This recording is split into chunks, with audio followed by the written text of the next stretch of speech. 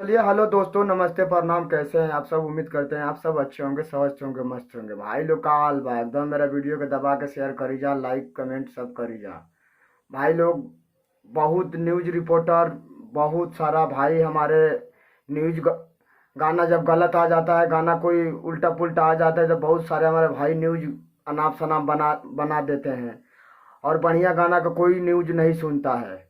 तो भाई लोग से हम बता दें कि एक आया है धड़कन धनंजय के सॉन्ग पत्थर के दिल। वाह धड़कन धनंजय भैया, क्या आप साइड सॉन्ग बनाए हैं भाई लोग। तो जितना हमारे भाई हैं पत्थर के दिल गाना नहीं सुने हैं, क्या कमाल के वीडियो बनाए हैं भाई, या क्या कमाल के साइड सॉन्ग आए हैं। वाह वाह धनंजय भैया, आपको दिल से सैल्यूट कि ऐसा गाना बनाए हैं। ऐसा गाना का कोई बढ़ावा नहीं देता है भाई।